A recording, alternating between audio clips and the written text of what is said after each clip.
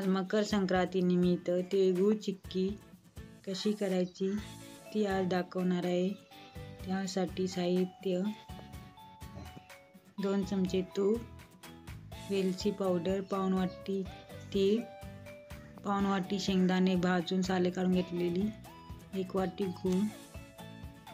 तीळ भाजून घ्यायचे, मंद आचेवर तीळ भाजून घ्यायचे लालसर होईपर्यंत। तीळ भाजून झाले की शेंगदाणे आणि तीळ मिक्सरमधून वाटून घ्यायची।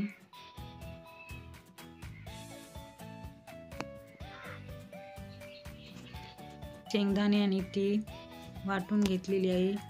चिक्कीसाठी पोळपाटला तूप लावून घ्यायचे, लाटण्याला सुद्धा तूप लावून घ्यायचे, त्यामुळे चिक्की चिकटणार नाही। आता गॅसवरती कढईमध्ये 2 चमचे तूप घालून त्यामध्ये गूळ घालून घ्यायचा। हा साधा गूळ असल्यामुळे त्याचा पाक होईपर्यंत तो शिजवावा लागेल।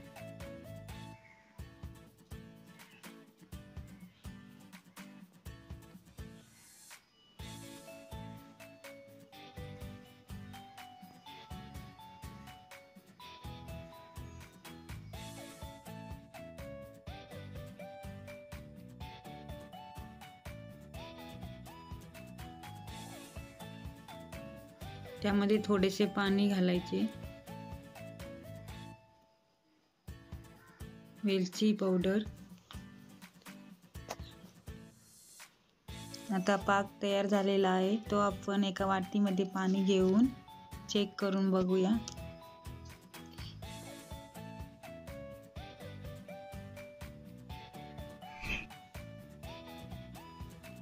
पाक असा तुटत आहे, त्यामुळे पाक तयार झालेला आहे। आता आपण त्यामध्ये शेंगदाणे बारीक केलेले आणि तीळ बारीक केलेले घालून मिक्स करून घेऊया। आता मिक्स झाले की ते पोळपाटवरती ओतून घेऊया।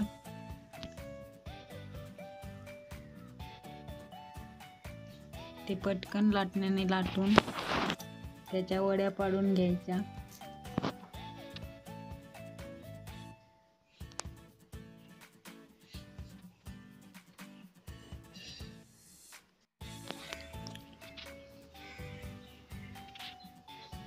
सुरीच्या साहाय्याने आपण आता वड्या पाडून घेऊया।